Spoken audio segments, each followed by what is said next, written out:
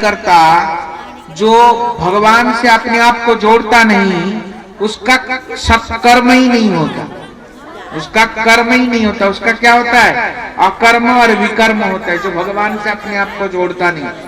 कर्म तभी होता है जब अपने आप को भगवान से जोड़ेगा, क्योंकि कर्म है जीरो। कर्म क्या है? जीरो। और जीरो लगा दोगे तो क्या होगा? 0 प्लस 0 ही होगा। तो इसलिए हाँ, संख्या कौन है? वो तो संख्या है भगवान। ये लोग बात कर रहे हैं, देखो कथा नहीं सुन, बात कर रहे हैं, देखो ये भगवान है संख्या और कर्म है 0। अगर 0 को संख्या में जोड़ेंगे तो ही उसका महिमा बढ़ेगा, संख्या बढ़ेगा, और नहीं तो 0 हो जाता है खाली 0 लगाने से। इसलिए कर्म को भगवान के साथ जोड़ना पड़ता है। गीता में भगवान ने बताया, कर्म को मत अर्पितम कर्म यत् करोसि यदस्नासि यज्जुहोसि ददासि यत् तपस्यसि कौन्तेय तत्कुरुष्व मदर्पणम। जो कुछ करोगे सबसे पहले मुझे अर्पण करो। तो गीता में भगवान ने बताया, मत अर्पित कर्म, मतलब मेरे को अर्पण करके ही कर्म करो। अब भगवान को कोई अर्पण करेगा तो ये 4 नियमों से बच के ही तो अर्पण करेगा। तो इसीलिए भगवान को जब अर्पित करके कर्म करेंगे तो हमारा लाइफस्टाइल जो है बहुत अच्छा हो जाएगा, सुधार हो जाएगा। नहीं समझे? तो इसलिए भगवान के साथ आपका तो यहाँ बहुत अच्छा है।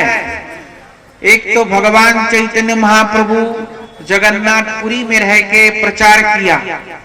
दूसरी बात, साक्षात जगन्नाथ जी का धाम है। क्या है? जगन्नाथ जी का धाम। हम लोग स्वयं जगन्नाथ जी के निकट है, और जगन्नाथ जी के निकट रह के भी हमारा त्राण नहीं होगा, हम अनाथ बन के रह जाएंगे, तो फिर हमारा क्या फायदा होगा? जगन्नाथ जी समस्त जगत के नाथ है, और हम क्या है? फिर भी अनाथ होके घूम रहे हैं, तो हमारा क्या फायदा होगा? अगर जगन्नाथ जी को हम अगर नाथ मानते हैं तो जो जगन्नाथ जी को अच्छा लगता है वो काम करना चाहिए ना। और जगन्नाथ जी को क्या अच्छा लगता है ये कैसे बताएगा? तो कृष्ण गीता में बताया, तो वो काम करो। तो जगन्नाथ कौन है? कृष्ण ही तो है। कौन है जगन्नाथ? कृष्ण। तो जगन्नाथ जी को क्या अच्छा लगता है ये कैसे पता चलेगा? तो कृष्ण ने गीता में जो कहा है उसको करने से वो जगन्नाथ जी की इच्छा है। तो जब तक हम जगन्नाथ जी को मान रहे हैं पर जगन्नाथ जी के वाक्य को नहीं मानते तो उनको मानना नहीं होता। तो इसलिए जगन्नाथ जी को मानने के लिए जगन्नाथ जी के वाक्य मतलब उनके उपदेश को मानना पड़ेगा। तो वो क्या कह रहे हैं तभी हमारा वो जगत के हमारा नाथ बनेगा, नहीं तो हम जगन्नाथ जी के पास रह के भी अनाथ हो जाएंगे। नहीं समझे? तो अनाथ होना चाहते हैं कि सनाथ? सनाथ होना चाहते हैं ना।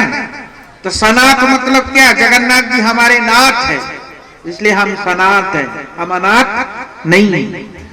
तो इसलिए जगन्नाथ जी को नाथ बनाओ, और जगन्नाथ जी को नाथ बना के सनाथ बनने की चेष्टा करो। ठीक है? और कोई प्रश्न है? गुरुजी, हाँ, मेरी तो